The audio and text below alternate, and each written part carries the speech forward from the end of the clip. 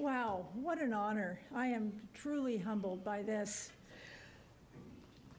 I'm especially honored to be sharing the award with Champone, and I'm not going to try the rest of it. What an amazing woman. I can't even imagine the challenges she has faced and overcome. Nobody goes through life alone, and I really feel this honor should be shared with those who have walked it with me. I can look at the list of former honorees and realize how fortunate I am to have had several of them as friends and mentors. To name a few, it was Vera Katz and Barbara Roberts who really got me into politics back in the, early 80s. Barbara Roberts actually, and Grattan Cairns, brought me down here into a basement room and told me how easy it would be to run for the legislature against, I was a Democrat, and still I'm a Democrat, against a Republican incumbent who wasn't really a very bad representative. Well, it wasn't easy, and I didn't win, but Barbara and Vera were extremely helpful to me. And I did, a few years later, get appointed to the bench as a judge, and I had a contested election. So I really had learned from that first experience. But Vera and Barbara were also there for me again, and I greatly appreciated it. It was during that time that I also formed a friendship with Nancy Riles and Mary Alice Ford. Both of these women were Republicans. They lived near me, though, in my general area of Washington County. And while we were at different political parties, our goals were really the same. The parties weren't as different then as they are now. We met frequently for lunch or otherwise socialized, and they were true mentors for me, and unfortunately they are both gone now. A few years later, I started playing golf with Betty Roberts. And she was just a constant inspiration and mentor, and really a close friend. We were friends until her death a few years ago, and I really miss her. I miss her guidance. Wonderful person. And then there was also Governor Brown. I'm going to tell a story about you. Oh, no. No, it's not bad. Shortly after I became a judge, and you were a baby legislator, I was in charge of a conference over in Wallowa Lake, and we invited Governor Brown, then legislator Kate Brown, to come speak. And I had a cabin, so she stayed in the same cabin, and we stayed up, 1, 2 in the morning, and just had a great time.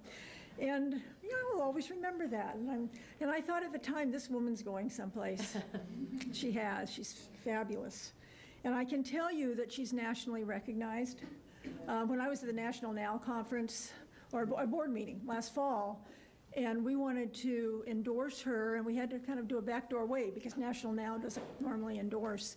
Ellie Schmiel, if you know her, she's publisher of Ms. Magazine, and really a true, strong advocate, was president for a number of years of National Organization for Women, was sure that if Hillary got elected, we were going to lose Kate Brown.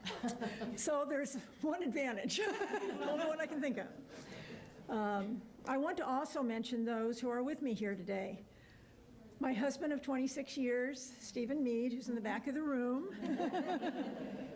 My close and long-term friend, Susan Reese Painter, who invited me to my first NARAL fundraiser more than 35 years ago, and who also, with her husband, John Painter, walked a lot of doors for me in my 2 contested elections. Thank you, Susan. And she's just been a wonderful friend and supporter for these 35 years. The 2 women who nominated me for this award are here, and certainly are as deserving of it themselves. Michelle Gano-Jones, who's the executive director of Oregon Now, and Lisa Frack, who is the president of Oregon Now.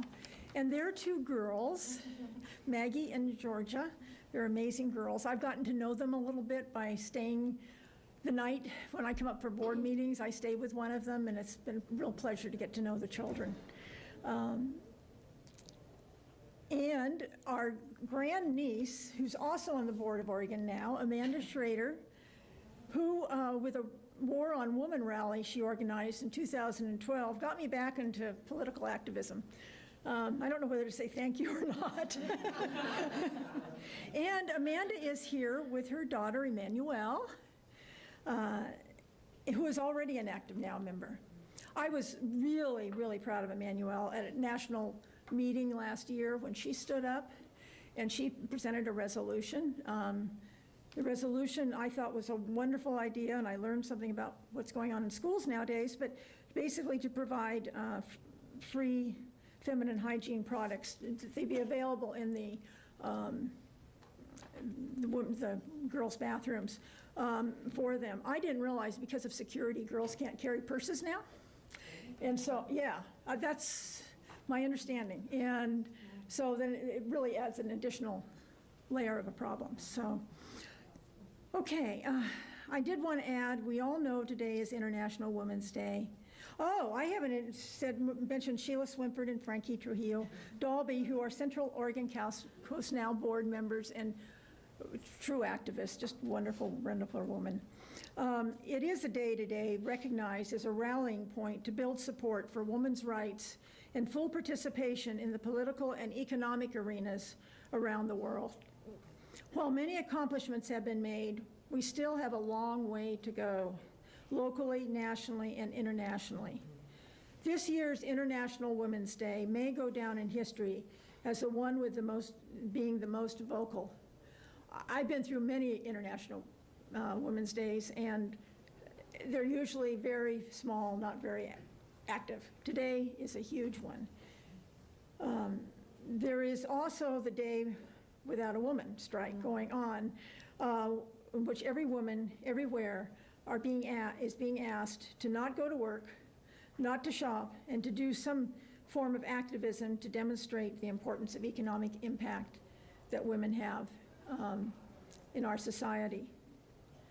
Unfortunately, the work of the Commission for Women is not over, nor is any of our work over.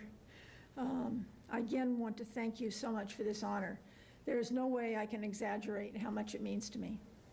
Thank you. Thank you.